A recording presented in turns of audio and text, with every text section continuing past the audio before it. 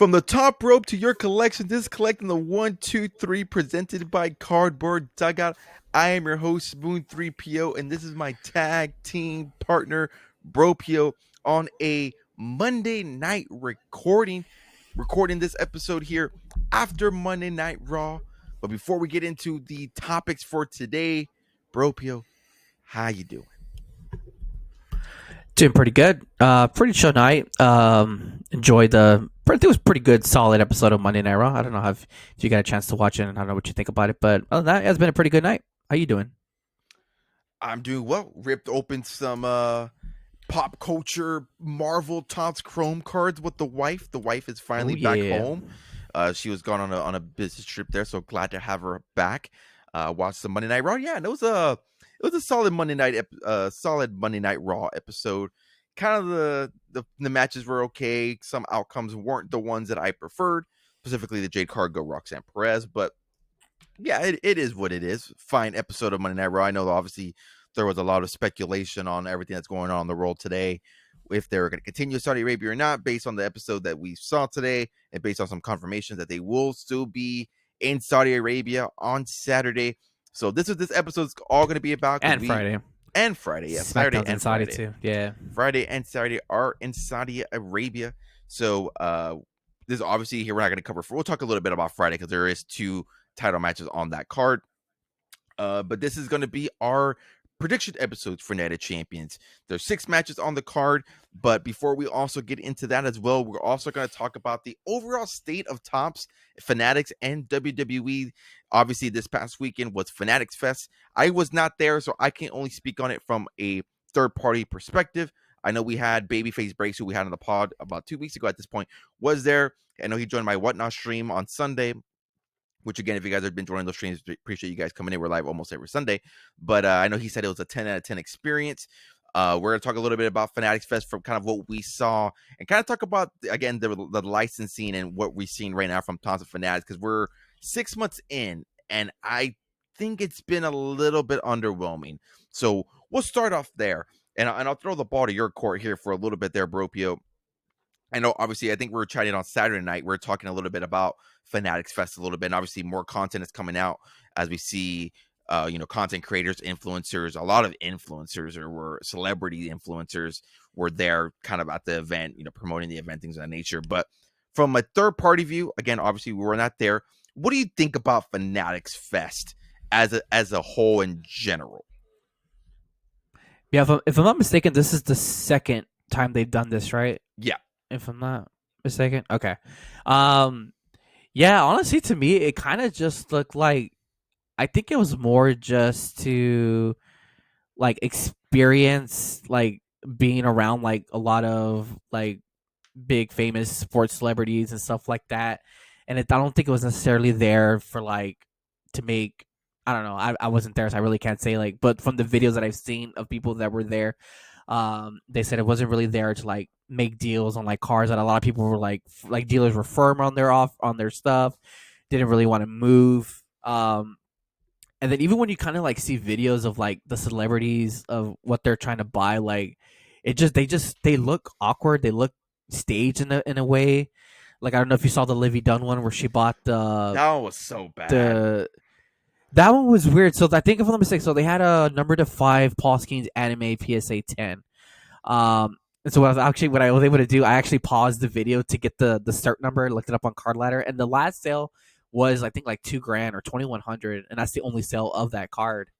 And I think the guy was asking $3 for it, Yeah. And then, like, Livy, like, counters, like, oh, like, didn't this last sell for like $2,200? And then, like, the guy gave, like, the most dumbest, like, the dumbest response back to her. He's like, well, do you think Paul Skeens is a Hall of Famer? Do you think he's all, like, the greatest pitcher of all time? Like, what do you expect her to say? Like, that was, like, the dumbest reasoning you could have for it. Was so stupid. I saw it, dude. I cringed. I normally do not cringe at stuff like that. It's very hard to get me to cringe, but I saw it, I was like, dude, that's so bad. It was so bad. That one was bad. That one was really, really bad. And I think that's kind of the one that gave me kind of, like, the I felt like it was there to, like, kind of promote like all these higher end cards, all these high end dealers and breakers and stuff like that. Which I mean, kudos to Topps. I mean, they're running in Fanatics. They're like running wild on the game here. And then like there was the Wemby one. I don't know if you saw the Wemby one where he like buying the Star Wars card, the Mark Star Wars, Hamill. yeah. Apparently he overpaid for that one like by a lot. So I don't know. It was like very very weird interactions between some celebrities. Um, Also, like Kevin Durant, like got traded while he was on stage, and he looked like he looked like he wanted to like bounce out of there. Which incidentally, they turned it into a damn trading card. Like, come on. Um, but yeah, but I mean, if you kind of like from the WWE side, it looked pretty cool. From what I understood and from when I saw videos, there wasn't a lot of WWE stuff. They obviously had the breaks on Fanatics Lives, which, all right, we've mentioned this before. Topps and Fanatics, they be hogging these products because they seem to be the only ones who have these damn products, and they're ripping a crap ton of it, and it's obviously going above the market price. I think that was one of the bigger issues too that I saw on Twitter was like I guess there may be like some new faces or new that are kind of new to the hobby, and if you were in the chat, there was a particular buyer in that stream who seemed to be buying up all the inventory.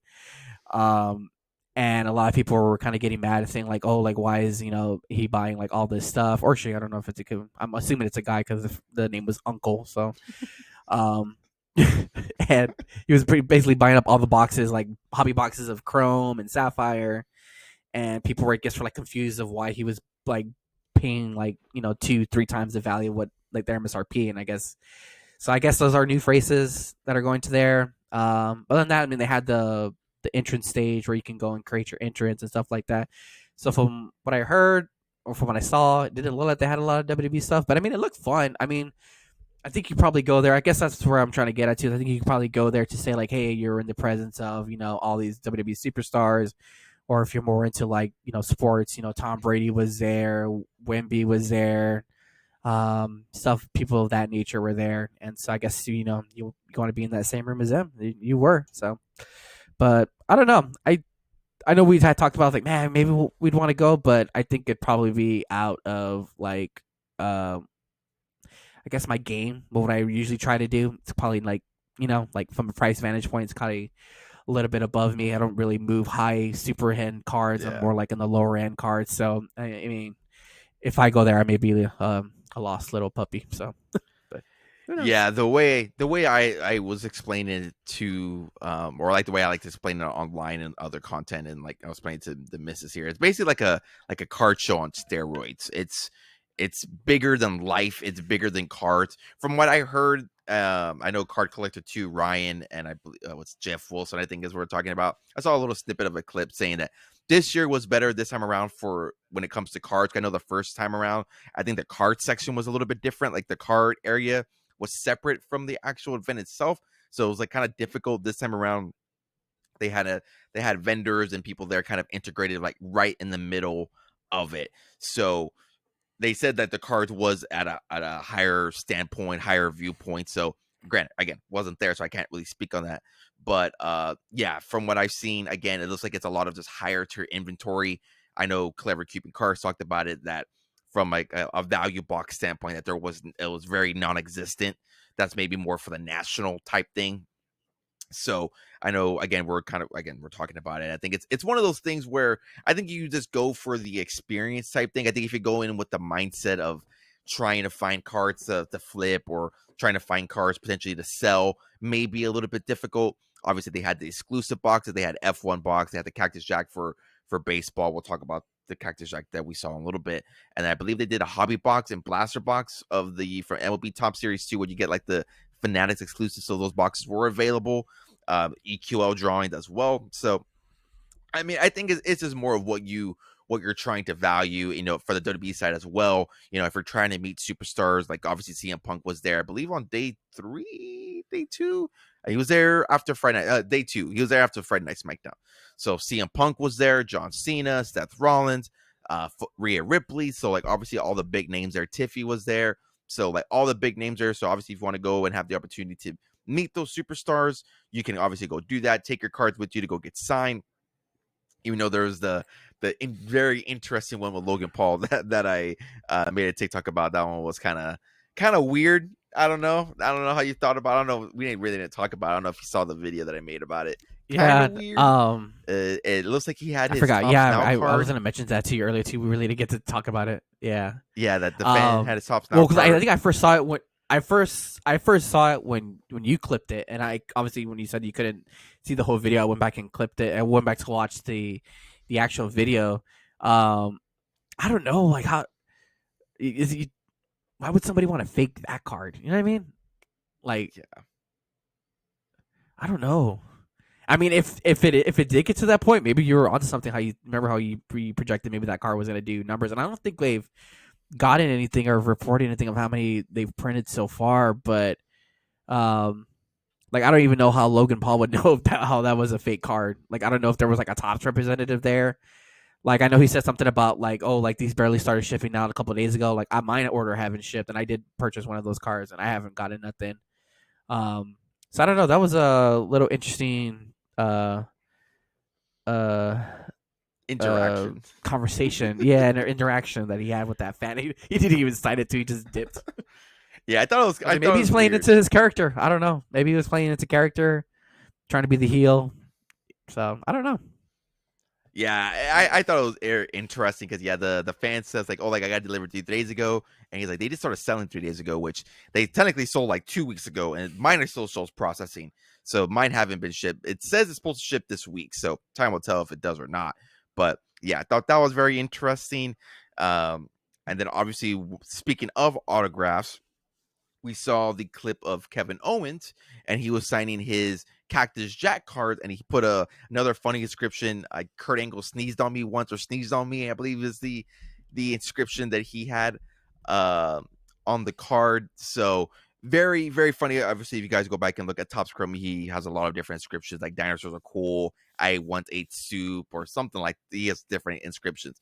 But the thing to take out of that was that we are getting a new Cactus Jack set.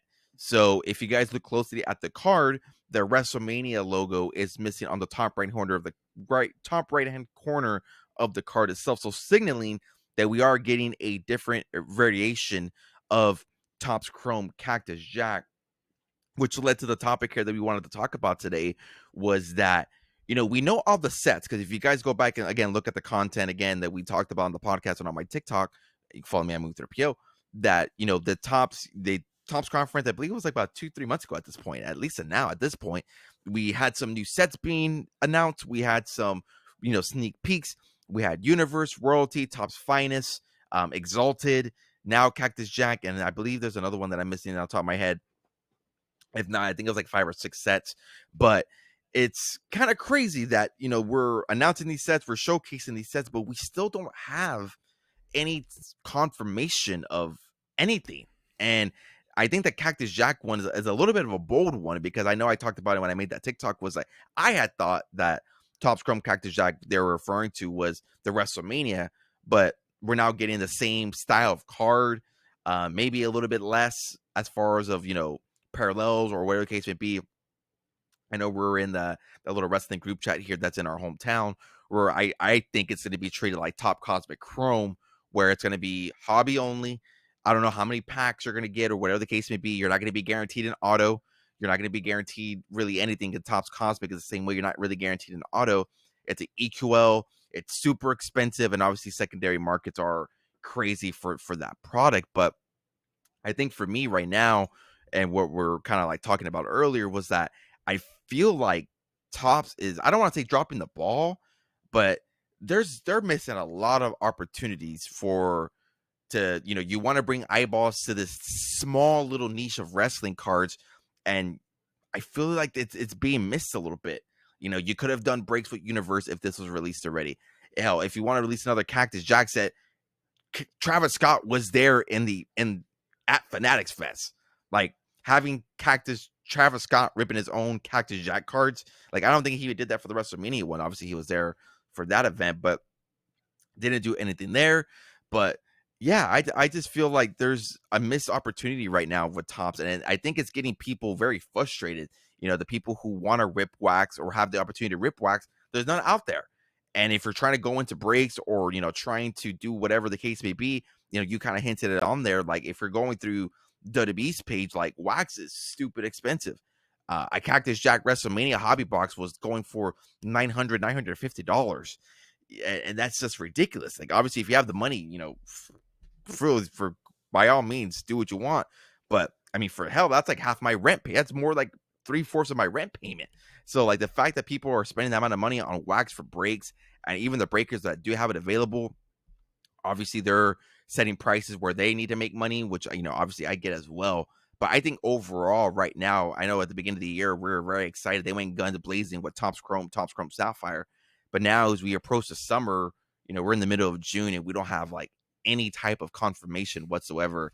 And I think it's just very frustrating for people like us who like to rip wax, or we go to card shows almost every weekend now, every month now, and we're kind of looking at the same cards because we haven't really gotten anything.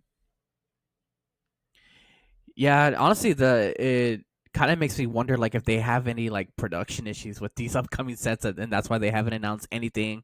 I mean, for God's sakes, Liv Morgan was still wearing her WrestleMania 41 patch like about a month ago, So obviously they didn't have the patch from her, and so it makes you wonder if they got anybody else's patches or anybody missing. Um, Not that that patch was going to be in that upcoming set. I think it was the Universe. I don't know for sure if there was or not, but I mean that just kind of tells you that where they're at with that. Um, in a sense, I kind of think it's like kind of lazy on Topps part to kind of just re-release the Cactus Jack minus the WrestleMania exclusive part. According from this, I think it was Adam Gelman who posted about it on his Patreon. That this set is obviously not going to have the WrestleMania logo, and there's no Ray wave patterns. And that some of the cards have action shots compared to like the basic render photo that the WrestleMania set have. So it kind of sounds like it's like other than that it's the same from what he posted. So it kind of seems kind of lazy. Um, Considering the fact that they have the kind of design, all they have to do is really swap out like some action shots. Because if you look at the Kevin Owens one, I think it's like him like punching, like trying to punch the air, stuff like that. And of course he has his inscription. So the fact that they were like there, like signing all these cards, like kind of makes it seem that maybe this one might be fast track because it might be easier for them to put out. And of course it's going to be stupid expensive. So I don't know. We'll see how this one goes. And I wonder if it's going to be the same checklist. Like, I don't know. Yeah, that was going to be my follow-up. Is I wonder if it's going to be the same checklist, if somebody's going to be added, not added, and then it kind of puts it back here like what's going to be worth more. Like, is somebody going to value the WrestleMania Cactus Jack or the standard base Cactus Jack? Like, for example, you guys see it behind me. I have my 70 recur WrestleMania card that I got in about a couple of weeks ago. So, I mean, if she's in this set, what's worth more? The WrestleMania setting for Curry, which is technically considered her first Chrome, first base card with Topps, or the other edition there of Cactus Jack, whatever that decides to be.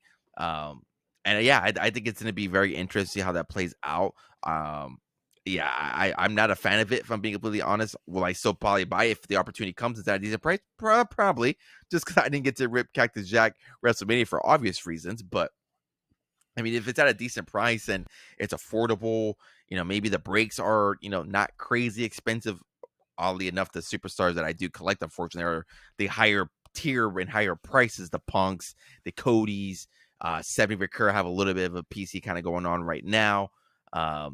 So yeah, it's time will tell. Obviously, we don't know a lot, which is kind of why this is more of just like an open discussion when it comes to these types of things, which again, very unfortunate. It's better when you have concrete details and we're able to talk about these things, but unfortunately, we do not have that here for Topps and Fanatics for these sets. So again, make sure you are keeping an eye on the socials, because again, we will be talking everything Topps and Topps WWE once these sets do come out. Once we do get confirmations, checklists, date releases, things of that nature, we'll cover it here on the pod, which you can't get anywhere else. I don't think there's another pod that does it. Maybe I think Adam does. Obviously, he does his pod. He does some great insights. But hey, if you want some live reactions to some sets, why not come join the Collecting 123? Get your free WWE wrestling card content.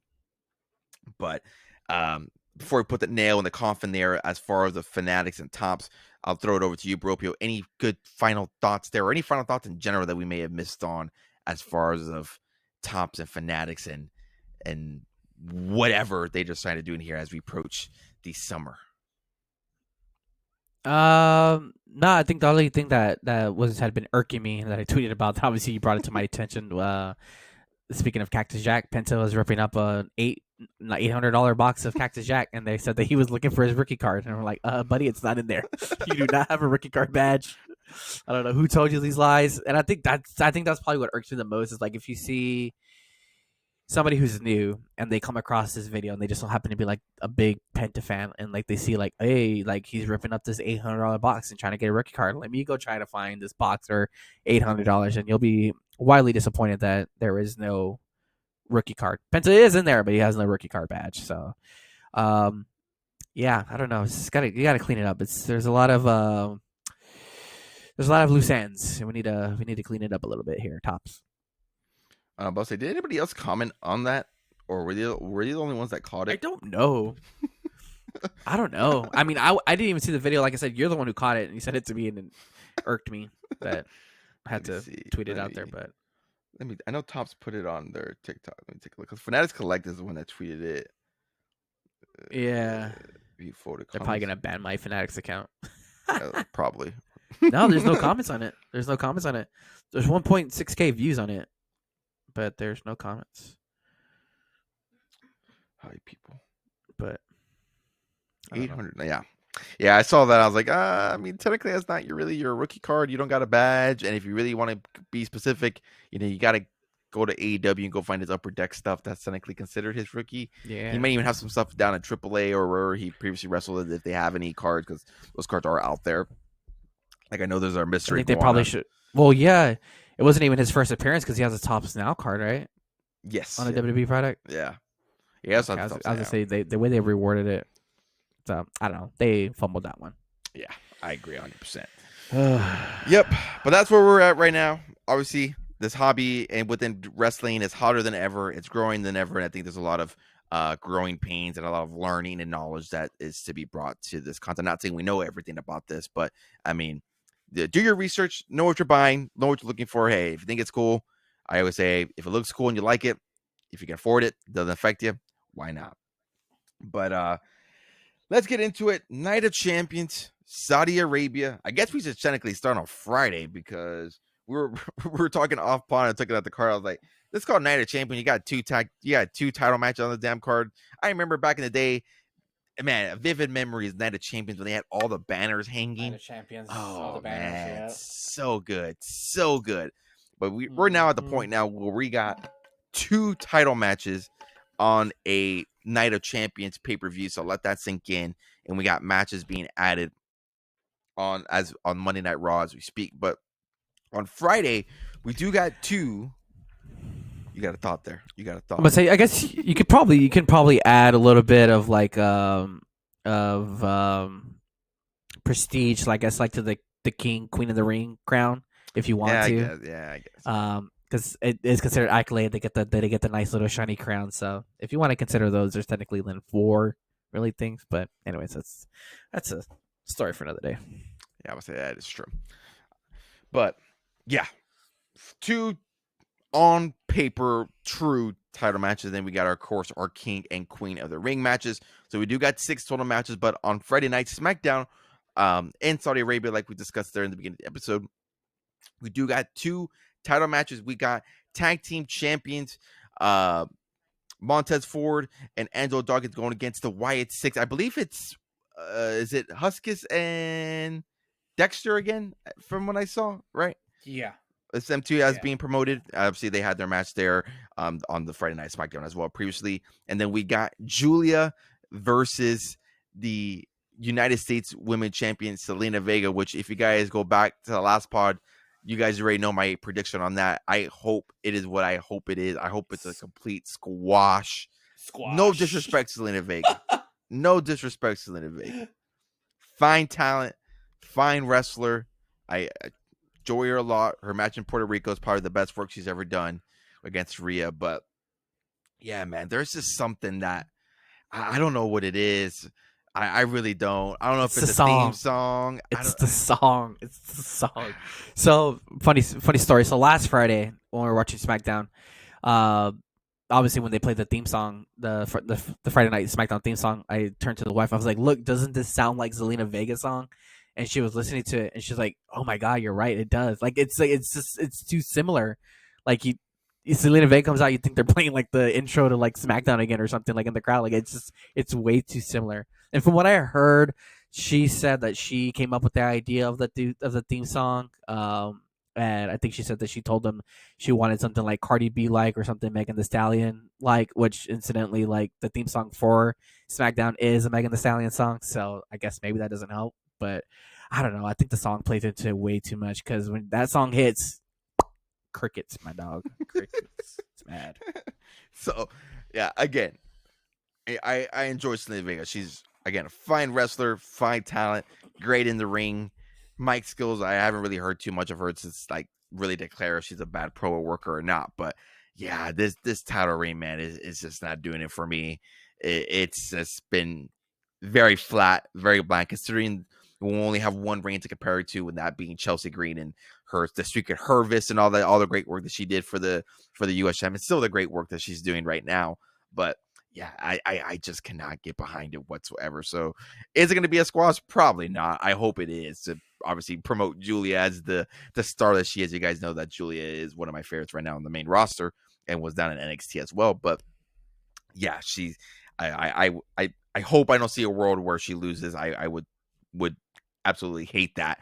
I don't know who you got on this, bro. I feel like I may already know your answer on this one, but I'll let you take the realm here. Obviously, I got Yeah, Giulia.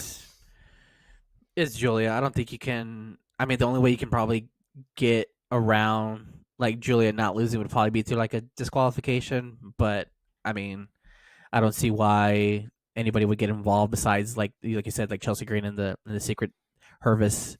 But I don't also see them like costing Julia, so I'm kind of leaning towards Julia. I think they're gonna. I think I had even saw a report that they're planning to like really showcase her more on SmackDown. So I'm pretty sure they want to put the title on her too, and it'll probably just elevate and prestige that title, kind of like the way they put the IC belt on Becky. Not that Lyra didn't prestige it, but you know Becky Lynch is that kind of like a little bit more of a household name if you want to compare it to Lyra. So yeah, I think that's where they're going to go with this one. I got my money on Giulia.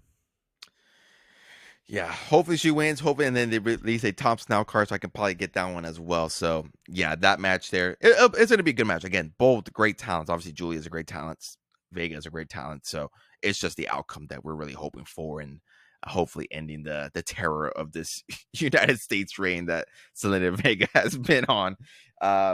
And the second match here, like we just previously talked about, is the tag team match of the Wyatt Six and Angelo Dawkins and Montez Ford. This one here is kind of interesting because obviously, they've been promoting the Wyatt Six here for the last, 2-3 weeks or so. Obviously, Montez Ford and Angelo Dawkins have been on a pretty good run there with the tag team titles. That SmackDown tag team division is absolutely on fire right now. So I mean, there's a lot of cases. You can make the cases for either or.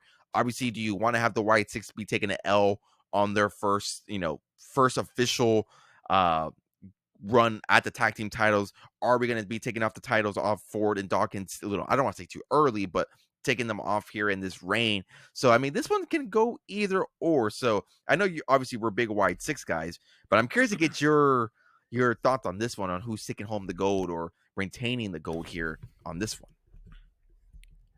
This one, yeah, this one seems more likely that it probably ended a DQ to keep the titles on the Street Profits, protect the White Six, and continue it. Because I guess the way they made the build up seem, the way they made it seem in my eyes, they made it seem like the White Six was just gonna like plow through like each of the tag teams, and then they were gonna get like eventually a title shot.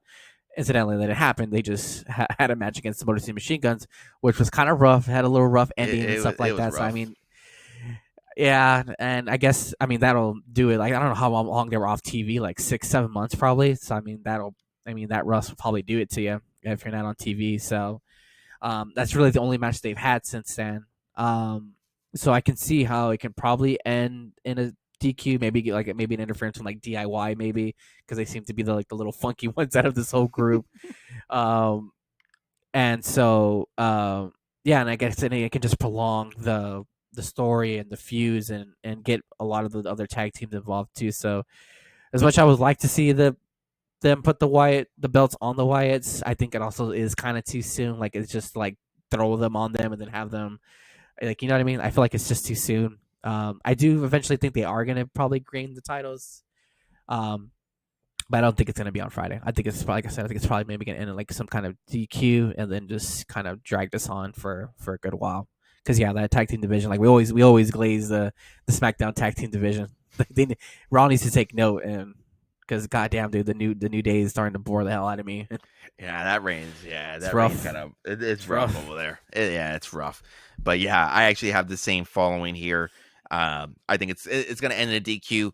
You know, the Wyatts, you know, beat up all the tag team division the first 2 weeks they came back. I think they'll get the receipt paid to them once again. DIY, maybe Motor City Machine Guns, maybe somebody there will get some type of interruption and causing this match to end in a DQ. Because yeah, I think it's a little bit too early for them to put the titles on the Wyatts. And then yeah, that Friday showing wasn't the best. I'm glad you called that out because yeah, it was a little rough, and you can kind of see it there a little bit. The ending was kind of awkward. I think Dexter was going to go for the pin, or I think Husk was going to go for the pin. I think he's like, oh shit, wait, we got to do something else. Then Uncle Hottie calls for the spot. There was some like a little bit of mini botches and maybe miscommunication. So yeah, it just wasn't the best overall well executed match. So maybe I think if we get the interruption from DIY, maybe we'll get a 6-man tag with them three and maybe Candice LeRae involved. I don't think Nikki Cross has wrestled as. I don't think she's wrestled as Abigail. No, right? She's just been jumping. Just in those. I think she fought in the street fight that they had with American Made because Ivy Nile was in that match. Oh yeah, that's right. But other than that, she hasn't really been in anything. She jumps the women from behind. So yeah, she just jumps on. Yeah, I mean it'd be good to get her involved. Yeah, because I know obviously she has a past with Candice LeRae. So yeah, that'd be pretty good too. That'd be pretty good for them. Get them involved. So yeah, I call it here DIY interruption, setting up a match between them three, have them go off and do a little feud, and have Montez forward and Dawkins there go on and continue on with a little bit of the lengthy reign there. But that's what we got as announced there as far as of title matches on SmackDown. Obviously, we're recording this on Monday. I think this episode will probably be out on Wednesday, give or take. So maybe the card will change. So stay tuned for that. But now let's head to Saturday. What time is this on our time? Is it 12? Central? It's probably 12, probably more than likely. Oh crap. Damn. Yeah, it's gonna interfere with some stuff. Oh darn. Oh damn it. Oh shucks. Now I gotta rethink my whole day now. Fuck. Yeah. All right. Well, that changes everything for me now. Gotta rethink some things here as far as how I plan. We'll be taking multiple iPads to a card show. Let me make sure that I don't know if it shows up on Peacock yet. Let me see. But knowing them, they probably have like a fucking pre-show listed. It's probably like 10 o'clock in the morning. Yeah, let's see. Night of Champions 2024. 10 a.m. 5 hours. So usually the pre-show is like 2 hours. So yeah, it's probably gonna start at 12. Ugh. Yeah. Damn. Eat some pancakes and watch the pre-show. Go to Chick-fil-A, get some chicken minis, and that's the way it be.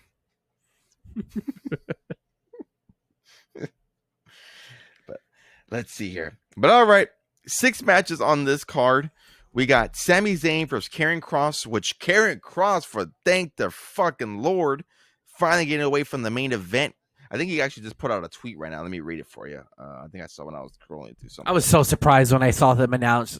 I actually kind of jumped off the couch a little bit because I was like, "Oh, they're probably gonna do it." I thought honestly they were either gonna do it later on the Raw card or next week on Raw. And then I saw it at Night of Champions. I was like, "Oh shit!" I was like, "Yeah, Night of Champions." I was like, "All right, let's go." Yeah, the official tweet from Karrion Kross: "All you online, especially live at the shows, make this happen. Stay loud for what you like and what you want to see. Keep it positive, and they will always listen." In closing, I told you I'm very big on loyalty. When you show up for me, I'll show out for you. That's a badass fucking tweet. But awesome. So yeah, we got Karrion Kross and Sami Zayn. No stipulation on that match as far as right now. Just a straight up sequence match. We got Rhea Ripley versus Raquel Rodriguez in a street fight, which I'm surprised it's not a table match because Rhea Ripley went through a table. So you thought that would have been a table match, but it is a street fight according to this. We got Jacob Fatu versus Sikoa for the United States Championship. We then got Asuka versus Jade Cargill for the Queen of the Ring tournament, the final match. Obviously, the winner of the Queen of the Ring will receive a match for their respective brand. We then got Randy Orton and Cody Rhodes, kind of the same stipulation, King of the Ring. And then, obviously, the main event here was being promoted there as one last time John Cena versus CM Punk for the undisputed WWE Championship. So, let's start off on the bottom. Let's first start off here with Sami Zayn versus Karrion Kross, which again, not meant to any disrespect as far as the bottom, but it's just the order that I read them in. Again, we kind of hinted here. So good that Karrion Kross is finally getting his flowers and getting a showcase in here on the main event, on the not main event, but on the main card. He's been wrestling down the main event. He's been having his promos on Netflix, even sometimes even having the promo if you live in the States. If he's having his promos during commercial breaks, which that's been unfortunate. He had his backstage segments.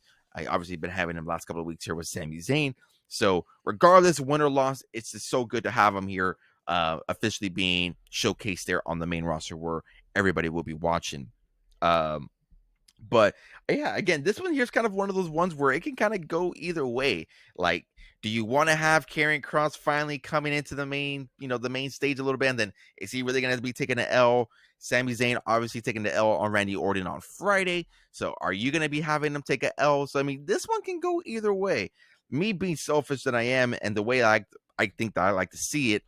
I mean, if you kind of want to have Sami Zayn kind of lean more towards I don't want to say heel. I don't think he can ever be a heel. I mean, he was technically a heel, but this wasn't like that vicious heel, like that aggressive heel. But I mean, if you want to go trend more towards that way, I mean, you could definitely do that. If Karrion Kross gets the W, which I'm gonna go with Karrion Kross here. Maybe we get some interference, some Scarlett, some into thing there with Scarlett getting involved. I think it was a nice touch too on the backstage segment that we saw tonight when he got punched. He was kind of like holding his nose, and Scarlett's like, "Oh, quit playing." He starts laughing. That was really cool. They're so good together. Just so good, obviously for obvious reasons. But yeah, I got Karrion Kross taking this one. Yeah, I'm going back and forth with this one. Because to me, I don't know why Sammy's to me is like always a wrestler that can always like take L's and like for some reason like never lose momentum. Like I don't know what it is about him. He's just like that. Like, I think that's just how good he is and how over he is. Um, in a sense, like I guess I think you brought up like he Karrion's kind of bringing out like this. I think what from what I get from the storylines, like Karrion Kross trying to bring out like this anger out of him, like all this built up anger.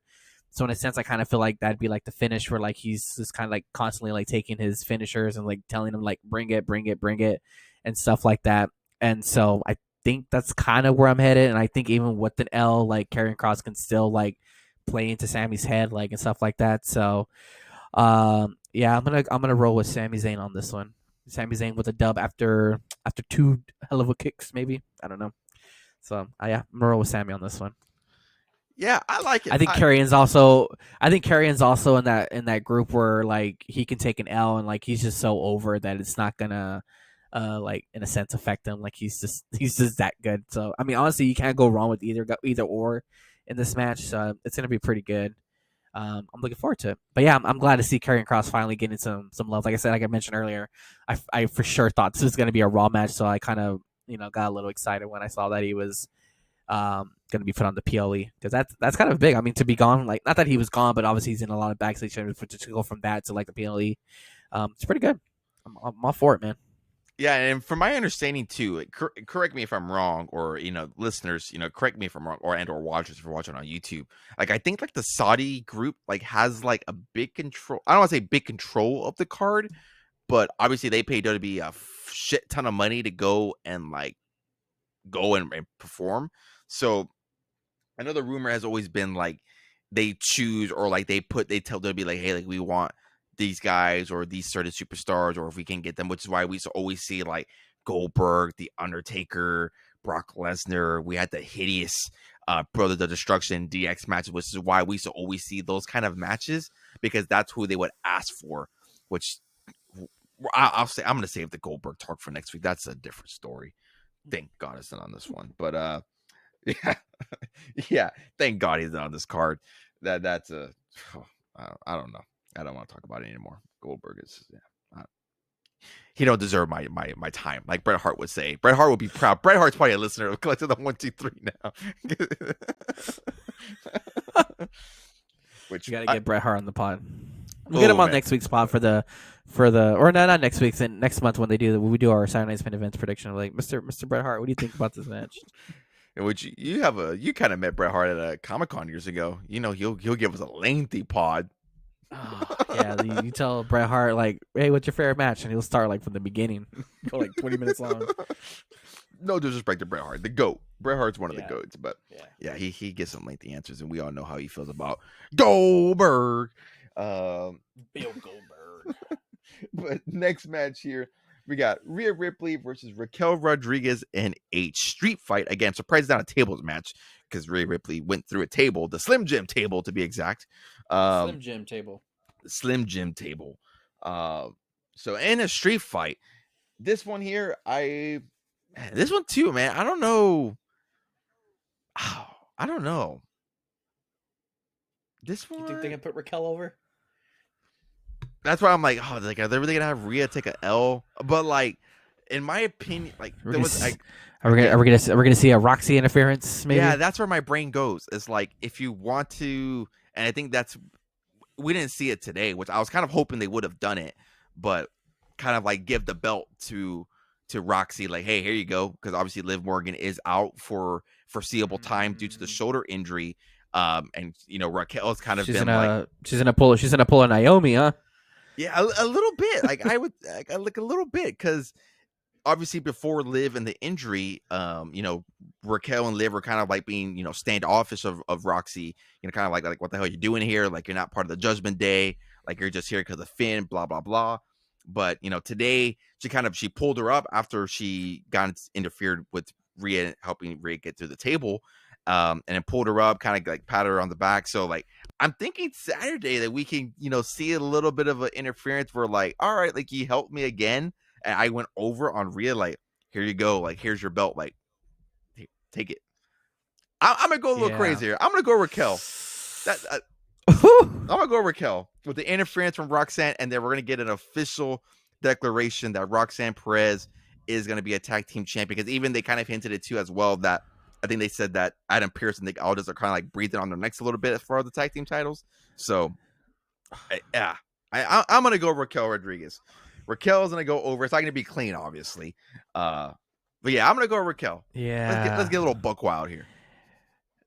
Man, I can see it too. I can see how that can like officially like welcome like Roxanne, because I think Liv's gonna be. I think they said she said she's gonna need surgery. And I think that was the worst of the worst what they expected it. So she is gonna be out like a lengthy time. So I mean that would play into 6 months, 6+ months. I think I saw from what I read. I don't know. Yeah, it looked bad. Yeah. Yeah. And I'm also trying to think like how can they continue or how to like make Raquel look strong, like make the titles kind of look strong, because those women's tag team titles are cursed, I tell you. But yeah, I don't know, it's hard to see Rhea take an L against like the Judgment Day again, and like I'm like so tired of her with getting involved with the Judgment Day. Like I honestly think they need to like move Rhea to SmackDown, kind of like what they did for Damian Priest, like just to get away from the Judgment Day stuff. So I'm gonna have to roll with Rhea. I don't see her taking a pin, even if it was, you know, not clean at all. I probably see like a nice little rip tie through the Slim Jimmy table, and just call it a day. 1, 2, 3. Pack it up. Yeah, I don't hate it. Finally getting some differences here on the pod. We are 0 for 2 so this would be interesting post reaction as far as this. But yeah, I mean, I like Raquel again, fine talent in the ring. I think it also can kind of give Rhea some time away from obviously one of the bigger complaints from the IWC is that she's always somehow involved with the either or belt. That's the world belt or the WWE championship. So like this can kind of get her away from that. Maybe she goes find a tag team partner. Maybe she goes for the tag team belts with that undisclosed partner. Hey, I mean, you never know. But let's get Raquel here a dub. Let's get another hometown hero a dub here. Have the two ladies from Texas being tag team champions. I think that would be kind of cool. But let's keep it with the women here. We'll go. Actually, no. We'll do Jacob Fatu. So we'll do the women and King of the Wings together back to back. But Jacob Fatu, Solo Sikoa. I think this one here, I think is kind of predictable. pretty predictable. I think we'll probably be on the same page with this one. I don't see them taking the belt off Jacob this early. Yeah. Yeah, I think the same thing too. I think the only way that they would probably get the belt off of Jacob and have actually Solo go over is like I don't know if like I don't know where they're at in their injury, but like Tama Tonga and Tongaloa, like I don't know where they're at. And also I don't did you see that video of that one other Tongan guy? I don't know, I Oh forgot his yeah. name, but he wrestled like a dark match on SmackDown like a week ago, and like I thought that was random as hell. So I don't know if like that has anything to do with possible interference. I don't know, but I don't see Solo going over, but it wouldn't surprise me because Yeah, I did see, I forgot dude's his just name. I think he's like the dude's just super too he's like a funny. super tall one, I think, right? He's like super tall some shit. Like the Yeah, I'm gonna call him uh Long Toa probably. like Tonga Long. I don't Tongue know, dude. along or something like that. But yeah, I did see that video there. I don't know who he, specifically what his name is, but yeah, I did see. I think he wrestled on a main event. But yeah, I could potentially see something like that. But yeah, it's just so hard to see Jacob taking a pin somewhere. And then obviously we got on this past Friday, we had a little bit of a connection with Jimmy again that kind of he helped them out a little bit. So Yeah, maybe Jimmy comes out and tries to help him out there to kind of even the odds a little bit, depending on there's a brief freaking flying all over me. Maybe we see Jimmy kind of getting involved again and kind of helping out his little bro. So you never know. But yeah, Jacob Fatu, I think, is going to be the victor out of this one. Not much to write home about. I think it's going to be a good match. Obviously, they're going to have fine in-ring chemistry together. Kind of hard to not have good in-ring chemistry with your family. So it's going to be a fine, good match there. But let's head on to the Queen of the Ring. We got Asuka versus Jade Cargill. Not the two people that I had when this tournament was going on. Obviously, we didn't do a prediction when this happened, but definitely didn't have them two coming out here as the fighting victors. Obviously Asuka, she's one of the OG Triple H women. He obviously protected her in NXT, so it kind of makes sense as far as of why she's getting the little bit of a push here. Obviously Triple H is a big fan of Asuka. Love the face paint too. Nice little nods there to her nods in Japan. So it's always good seeing the face paint on Asuka. And then we got Jade Cargill, which I was hoping Roxanne Perez would have won. Obviously, Roxanne Perez is our girl. She's the one that we kind of pushed for her. She was our Miss Money in the Bank. So would have loved to have seen her in this spot. But unfortunately, no, I don't want to say unfortunately because Jade Cargill is fine. I'm not high on her like other people, but she's fine. But yeah, this one here, I'm gonna go with Asuka. I don't see Jade Cargill taking this here. I have a little Io Sky Asuka feud heading into SummerSlam. I think that would be pretty. I'll be a fun little build up there. Finally get Io some build there. I know the title reign. I don't want to say it has been bad for Io, but post WrestleMania he hasn't really been doing much, and that's not her fault. That's obviously creative and talent not doing anything with her. But yeah, I think it'll be fun to have an Asuka to Io as we head into SummerSlam. I think that'll be a fun little build. So yeah, I'm taking Asuka on this one. yeah. I thought about it today. I was like, man, as much as I would like to see an Asuka and Io match, little damage control, former members going at each other. I'm actually gonna roll with Jade Cargill on this one, only for the reason I think that long term, like story booking wise, what I can see, like kind of going, I can see Jade potentially taking the belt off Tiffy at SummerSlam, and then have Naomi cash in on Jade to kind of further anger the the the the hate that Naomi has for her. So that's kind of why I'm picking with Jade. Um, so I'm rolling with Jade. I'm gonna roll with Jade Cargill on this one. Yeah, I did have that thought in the back of my head when I saw obviously after Jade Cargill took the dub there. So I was like, oh, like are they would they really do that? But yeah, I'm just so torn and so tied to the Oscar to Eel that I just hope Triple H isn't a dummy and does it right and we get that build to I know they also had a backstage segment. I didn't see it. I missed it live on TV, but I saw a little clip of it on the good old interwebs. They had a little bit of an interaction with Eel and Oh damn, Oscar. that might have been a fucking Netflix thing. That I don't recall seeing that either. Yeah, I think it was something. That's not something completely different. Let me see here really quick. It might have been a, unless I missed it Oscar. too, which it could, but Uh, I wouldn't be surprised if that was a fucking let me see. Netflix commercial. Yeah, here it is. Oh shit.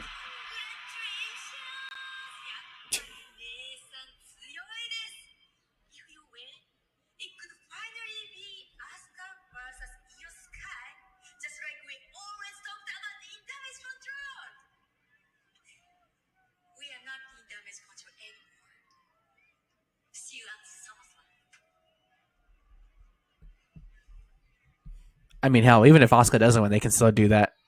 So Yeah, they could. And also could throw Kari Sane while you're at it too.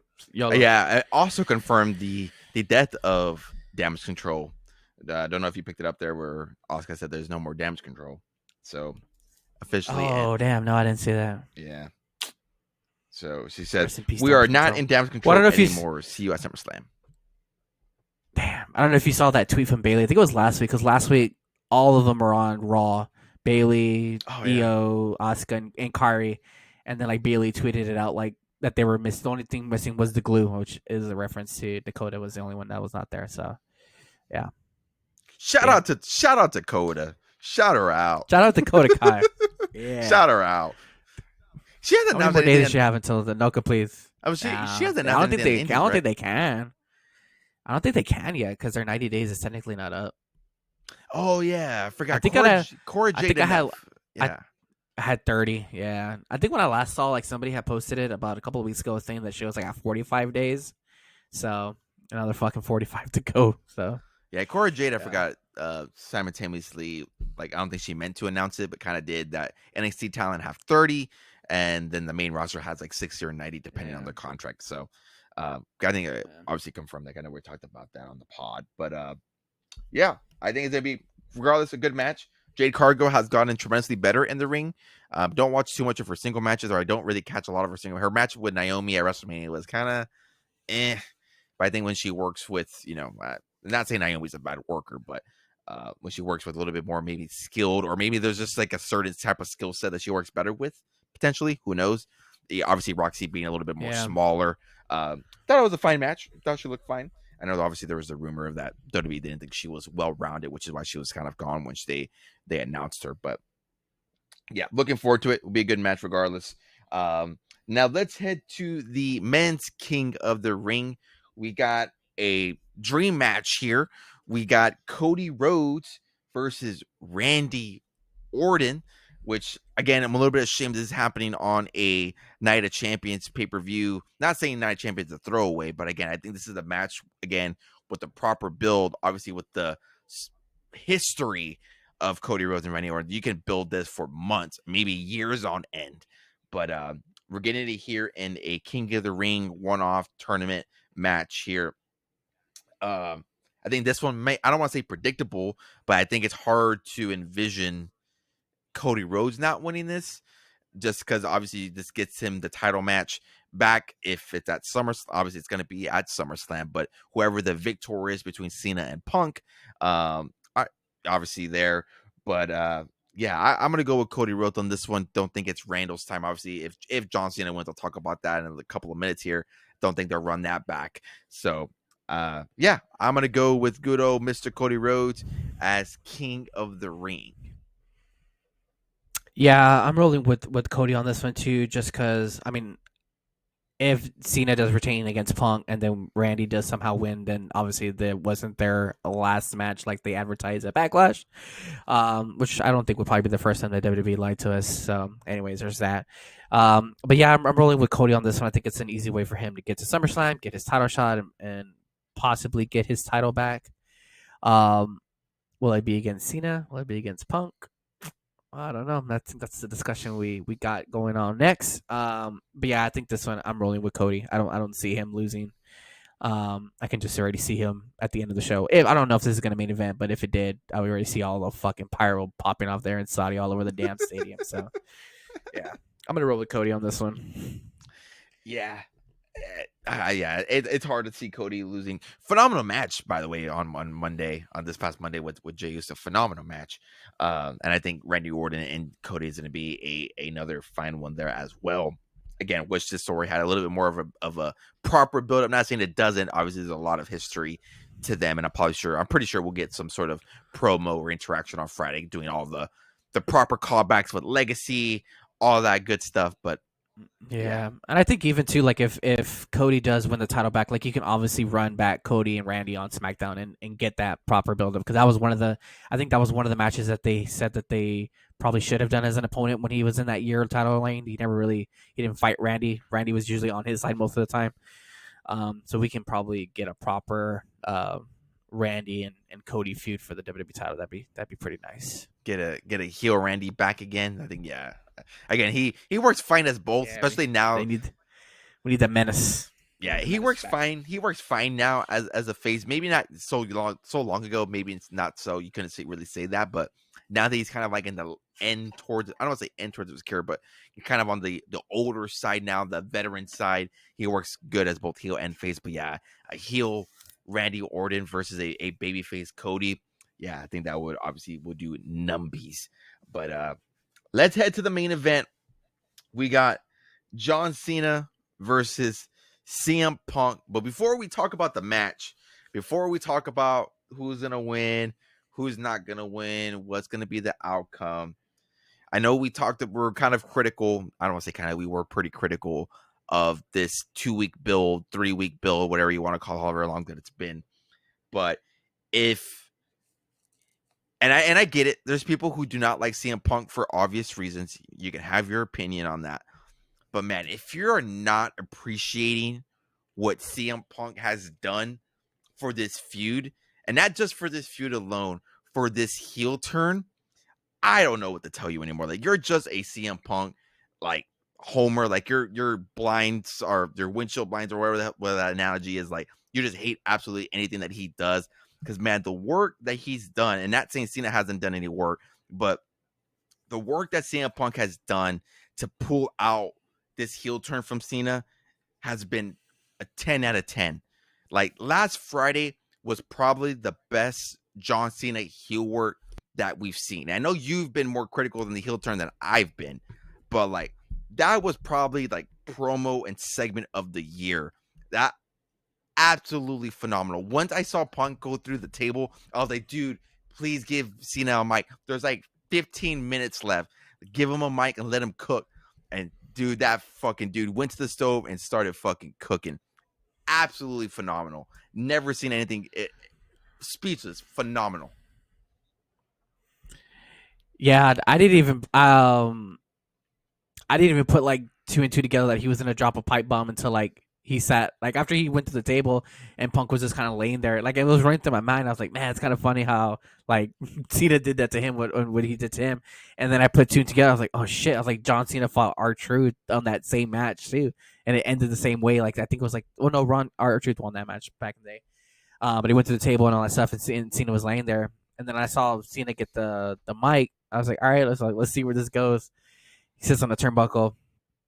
And then, like, I think the first few words he says, like, or the first two sentences were like for verbatim to what Punk said in his pipe bomb, like, that he had to get a lot of things off his chest, and he's like, as you lay there uncomfortably, I hope as you lay there uncomfortably as ever. I was like, oh shit! I was like, he's gonna do a fucking pipe bomb, and then I just sat up and I was like, holy shit! I think as soon as I as soon as I heard that, like, I tweeted out all caps. I was like, dude, John Cena's dropping a pipe bomb. And yeah, I mean, I think this promo really, had he done this back maybe the night after the Rumble turn, like, I think that would have kind of like, put, like, really solidified the heel turn. But it's kind of like, I don't know what it is about Punk. I don't know if it's just that history that he has with Punk, and I think that's what I kind of also was critical to, like, his past opponents. Not that he doesn't have any history with Randy and stuff like that, but like, he really didn't. There was no build up between Cena and Cody, and I think that's kind of where it fell flat for me. And then they bring in Logan Paul into this junk, and he had no business being in there with them. So now that it's just Cena and Punk, like, yeah, that promo killed it. Like, it was like one of the greatest things I had ever seen. And I was just like, he called out Claudio Castagnoli. If you don't know who that is, that's Cesaro. Called out Nick Nemeth, who's Dolph Ziggler, and Matt Cardona, who's Zack Ryder. When he said Claudio, I was like, oh my god! Like, you could Like they don't. I know sometimes WWE tries to stay away from like AEW mentions, and I know they do jabs at them every now and then, but to actually like name a wrestler who's currently active over there was pretty wild to me. Um, but yeah, I mean, yeah, that promo I think was something we were all waiting for, and I think it was funny. I think later that weekend or later that night, I saw a video of Punk. I guess when he was at a scrum, it may have been like the Netflix one, the night after Netflix, where he pretty much basically said like, "Whoever works with me, like I'll bring the best out of you," and basically, and that's essentially what we got out of this. Like he brought out the real heel Cena, and yeah, I'm all for it. I'm looking forward to this match. Again, it's fortunate that it's in Saudi. I feel like it could have been somewhere else, but it is what it is at this point. Um, so I really, really hope this is not the last time they fight against each other. But if it is, let's enjoy it, ladies and gentlemen. Let's enjoy it. Yeah, absolutely. I saw the exact clip that you're talking about there. That yeah, he pulled the best out of Drew, Seth, whoever that he's working with. That he's going to pull the best out of you. And if you can't do that, then obviously you can't walk with them. But yeah, it absolutely phenomenal. I was watching this and simultaneously watching the Red Sox, and then I was like, oh, like shit. I saw him go to the table, live tweeting it. I was like, please grab a mic, and then sure enough, he did, and did the epic pipe bomb. And yeah, it's been absolutely phenomenal. Hopefully, again, I know they're promoting it as the end. Hopefully, it's not. Hopefully, they can somehow continue this moving forward. If there's a will, there's a way, and hopefully, WWE is smart enough to continue this on moving forward. But let's not talk predictions, because this one, I mean, obviously we just talked about it right now that we're CM Punk homers. We're those dudes there. CM Punk will never do any wrong in our eyes. He's been my pick for almost like everything since we started the pod. I picked it for the Royal Rumble. I picked it for the Chamber. I picked it for the Triple Threat, and he's lost all three of those. So, I mean, yeah, it's just one of those things where, like, does Cena drop the belt here, and this gets him back to going back to a baby face, or at least a face at least? Because I mean, we got 5 months left of this tour.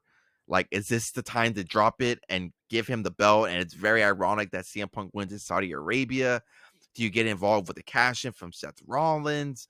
Do you do that early?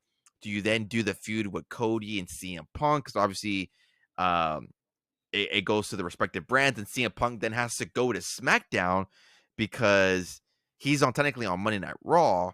So do you do that? Yeah. Even though basically I think the Undisputed, basically they jump back and forth. I really don't think they're on a, technically they are, but I mean, we've seen Cena do both Raw and SmackDown, so I mean, it's not that crazy if he does go over there. But yeah, I mean, there's so many twists and turns that you could do with this. You get the Cena and Cody part 2. Do you get that again at SummerSlam? And then we get the involvement of a Seth Rollins again. So, man, it's tough to pick this one, if I'm being completely honest. Obviously the homer in Yeah, I me. think for me too. I think it's hard for me too. Is like I don't see how like Cody can kind of get like his receipts back to Cena kind of without the belt. Like obviously if we're picking like Cody to win King of the Ring, obviously he's gonna fight for the championship at SummerSlam. Like if Punk has it or if Seth has it, if he does a cash in on Punk or on Cena, like kind of don't see how that can lead him back to Cena. Like I feel like there has to be an end all with Cena, and I think you can do that at SummerSlam and essentially kind of bring him back from the dark side in a sense if you want to go about it that route, and then he can have his his final few months as a heel doing what what we're working whatever he wants to. And I think at that point probably maybe Cena can jump back and forth between Raw and SmackDown and stuff like that. Because I think eventually Punk will have a title reign. I just don't see it happening at Saudi against Cena. And also in a kind of a way, I think, if I'm not mistaken, is next year's Rumble the one in Saudi in 26? I believe so. Yeah, I believe so. Okay, because I remember that was always a big issue for like when they announced Saudi for that Royal Rumble. They're like, well, Punk's definitely not going to be in that Rumble, and I think that was like a way to like people like to kind of like say like he wasn't gonna or he was gonna win this past Rumble and stuff like that. Um, but now that we kind of see that Punk has like some leeway when it comes to wrestling in Saudi, maybe that opens up a potential for him, going back in January for the Rumble and possibly maybe winning that and maybe facing Cody at WrestleMania for the title at WrestleMania 43 in Vegas again. I don't know. That's got to see where the road takes us there. That we're far booking in that one. Um, but yeah, I think this one. I think Cena's gonna get his receipt back on Punk from Money in the Bank in 2012, and he's gonna walk away with the retaining the title. So I'm gonna go with John Cena on this one. Yeah, as much as I would love to pick CM Punk, I would love to see him with the undisputed championship. I just unfortunately do not see it in Saudi Arabia. It'd be very ironic if if it was to happen there. But yeah, I got John Cena taking this one as well. Potentially, there's some sort of involvement from Seth Rollins in that faction. Potentially, that doesn't make it seem necessarily so clean. But yeah, I see here John Cena taking this one here, and then obviously leading up to the Cody and John Cena part 2, and then maybe having that official babyface turn and getting Cena back to the light side here, like you mentioned, the light side of the Force, as we like to say here in the Star Wars universe, so we can get these last 5 months here as John Cena as the face potentially. Who knows? Again, time will tell, and obviously we'll be doing a post reaction of everything here that has happened, especially because it's gonna happen so early. We'll obviously have time to record on Sunday, and we'll be on Whatnot. Oh, actually, Whatnot may be a little bit tricky on Sunday just because I got some other things I gotta do potentially. So that'd be some tricky stuff. yeah, so got some things to cover there on my end, but yeah, so make sure you are staying tuned for that. Yeah, I mean, as we preview the card, it's actually shaping up to be a very good card. I know we've obviously have our opinions on Saudi, but yeah, I think it's gonna be a fun card. It'll be fun to watch. Obviously, time is going to kill me on this one, so I have to be very strategic on how I plan this one out. So time will tell if I'm watching this live or if I'm watching this on replay, but it will be watched. But yeah, guys, that was our Night of Champions preview. Hopefully you guys enjoyed it. If you're listening on Spotify or Apple, make sure you are following and leaving a rating on here, because that does help support the podcast and lets us know what we're doing right. And of course, if you guys are watching on YouTube, for the visual watchers / listeners, make sure you are subscribing to the channel. Put your comments down below. Who do you think is winning these matches there at Night of Champions? Or feel free to tweet us at Moon3PO, or you can tweet BroPO here at Dad Who Collects. But before we wrap things up here, BroPO, do you got any final thoughts for the good old listeners of Collecting the 1, 2, 3? Yeah, no, I don't really got much. Other than that I would talk about that TikTok video I sent you about that guy. So this guy on TikTok does like a year generator where he'll generate a year, then he'll go to that year, generate a month, and then from that month he'll generate a pay-per-view, and then he'll generate a match and he'll watch that match and just talk about it. So I was like, that'd be pretty cool. Maybe if we can do that every now and then and just go watch like a random ass match, and then we can come back on the next pod and talk about it so we can see some pretty cool matches. But other than that, yeah, I got nothing. Don't be afraid to interact with us on the good old Twitter, TikTok, YouTube, all that stuff. Leave some comments. Tell us who you think's winning. Tell us why our picks are wrong. Tell us why our picks are right. Why do you agree with us? Yeah, other than that, I got nothing. The wrestling marathons continue these next couple of weeks. A lot of wrestling to consume. Yeah, a lot of wrestling. Yeah, next pod would be interesting. This is the most time that we're split on a lot of our decisions. So when we come back here, we'll have some bragging rights. Maybe next pod here, or maybe when we talk off camera here in this upcoming week, maybe come up with a fun little wager potentially. Time will tell. We'll talk about it. But yeah, guys, hope you guys again enjoyed the video. Make sure, and the pod, make sure you guys are following us everywhere. Moon3PO, that's all my socials. Dad Who Collects, all of his socials. Join us on Whatnot. You can find me over on Whatnot again at Moon3PO. We go live almost every Sunday at 3 p.m. Central Standard Time. This Sunday may be a little bit tricky just because I do got some other things I got to take care of. So time will tell on that. So again, make sure you are stay tuned to the socials, so you are knowing when I'm going live or what's going on there in my daily life when it comes to wrestling and wrestling card content. But yeah, guys, I thank you guys for listening, watching, wherever you guys tuned in, and we will see y'all on the next one. Not a Wednesday, but we're still doing it.